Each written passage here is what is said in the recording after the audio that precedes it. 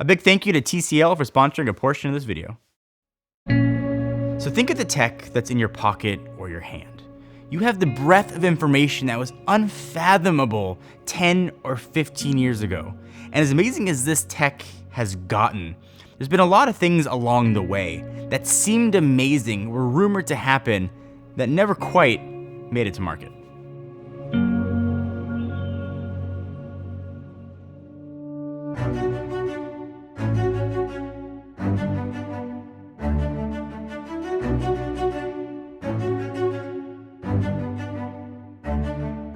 So if you could walk through the museum of forgotten tech or tech that almost happened, you'd see the stalwarts: Google's modular smartphone, Microsoft's Courier tablet, Apple's AirPower, and more. And it's important and also kind of fun to look back at these missteps, to see where things potentially went wrong and realize some of them were never gonna work and some were just ahead of their time. Google's upcoming Pixel 3 series is undoubtedly the worst kept secret in recent times. So over the years of smartphone releases, we've seen some crazy leaks, but I'm not sure any phones were ever leaked more than last year's Pixels, the 3 and the 3 XL. It was a Russian black market with selling these things. There was unboxing and hands-on before Google even announced that this phone existed. But then things got a little weird. Google started playing in to these rumors, letting us know that maybe there was more, and sort of the theory and the mystique of this rumored Ultra Pixel, Pixel Ultra, this other flagship was coming, that Google was in on the joke, and they were messing around with us, that the 3 XL with its notch was not going to be what we had. There's even a Google ad that showed this completely bezel-less phone at the time. The rumors were pretty strong that this Ultra Pixel existed and was coming. Then Google announced exactly what we'd seen: the 3 and the 3 XL. So I think any story of product rumors that never made it to market would be incomplete without the Apple TV set. Not the Apple TV box we have now, we plug into our TVs. This is a TV set that was going to be made by Apple. Steve Jobs, in his biography by Walter Isaacson, said he finally cracked it. Siri was supposed to be the way that you interacted with the TV to control everything. It would switch inputs for you, you could search for content. Supposedly he had solved a way to make the guide less confusing. It was the mythical TV that just worked. And a bit of a personal note, I had a source that worked right next to Apple's facilities that allegedly saw this TV set that was in various stages of conceptual product form. He said it was beautiful and had a giant camera on top that you could swap different camera modules onto. Who knows, it never came to market. In around 2015, it started to die out, and Apple has certainly shifted focus to the Apple TV box and of course all the streaming services now. Hi, I'm Marcel, and I'm a trend researcher. I'm just starting a new job helping West Elm design a new line of furniture. So we flash back 2007, 2008. People were waiting for Apple to do a tablet, but other companies weren't standing by. There were rumors that Microsoft was bringing a tablet to the market, and Gizmodo sort of pulled the curtain back with leaked videos of this Courier tablet. It folded like a book, it had 2 screens, and it was an amazing use case for what a tablet could be, and a form factor that we really hadn't seen before. So it wasn't a foldable, it looked like a book and had 2 screens. It kind of opened up on a hinge. It had a stylus, as was sort of pretty popular at the time. It was designed that never made it to market. I think it was an indication where maybe the hardware could be there, but the software wasn't there yet. So while the Courier obviously never came out, the idea behind it, what a dual screen kind of laptop could be, is eventually going to make it to market. Microsoft announced it late last year. The Neo will be here, and it's going to sort of keep the spirit of the Courier alive now that the hardware and the software appears to be ready for prime time. So Google's fallen behind in the wearable format, where it burst onto the scene. It was a really awesome platform for a while, and Google mostly just let it stagnate. But there's hope though, with the acquisition of Fitbit, that there'll be something new from Google, and this thought about a Pixel watch. has been around for years. In fact, at I/O 2018, a lot of outlets were reporting that execs on stage were wearing this unannounced wearable from Google. And a bit of behind the scenes, most journalists were supposed to have had a pre-brief of something new from Google leading up to I/O 2018 that was suddenly canceled. So I thought that was where we were going to see this Pixel Watch. Much like the Pixel line of phones, this is Google's version of what Wear could look like, should look like, and how it should perform.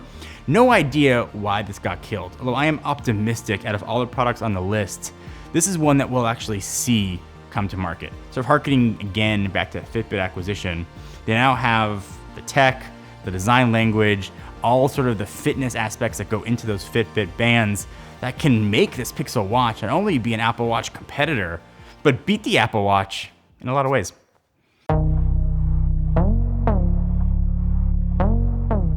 So if you go back to 2014, which was oddly 6 years ago, it was kind of the Wild West for smartphone design. We hadn't sort of settled on what things were going to look like.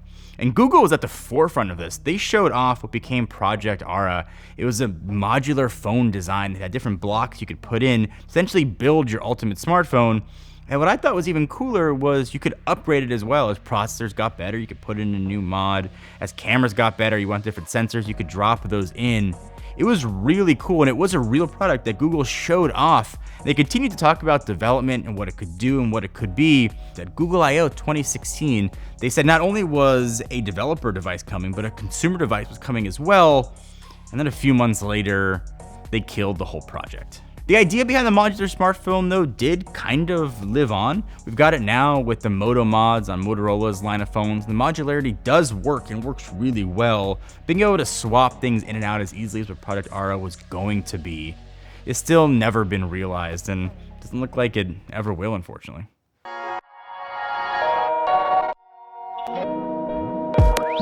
So at CES this year, TCL unveiled their own line of smartphones, and TCL has been making phones for other brands for a while, so they know what they're doing, and they've done a really good job bridging the gap between quality and price, giving a really awesome combination of both.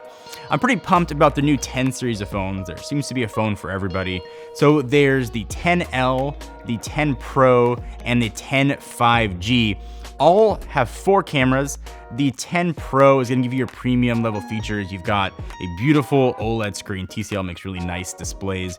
In-screen fingerprint reader. All phones have headphone jacks, USB Type-C, really awesome color choices. We don't know the full specs yet. That's supposedly coming closer to Mobile World Congress, but these phones look to be competitors for really any price point.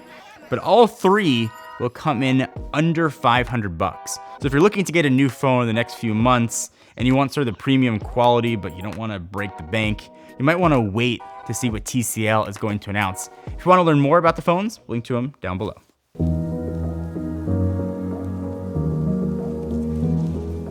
So the Surface Mini was a product that Microsoft developed, made, and then had ready for retail, and in 2014 killed it for some unknown reason. In fact, Windows Central actually has a whole video on this product. It was a small Surface. It was kind of an iPad-ish, kind of a tablet. This is back when Windows 8 and Windows RT was a thing. It was supposed to run off of that. It was a 7.5-inch screen, had a 4:3 aspect ratio. It was a 1080p resolution. It seemed to be a really nice tablet. Windows was really trying to make sort of this Windows 8 tile-esque experience become a thing, and the Surface Mini was going to be a way to sort of get that smaller form factor into people's bags, and this product was absolutely ready. Microsoft just questioned, I guess, the market viability of it, or maybe the price point it was going to launch at, and axed the entire product. This is not possible with current standards, but our team knows how to do this. We call it air power. So this one needs no introduction, but air power.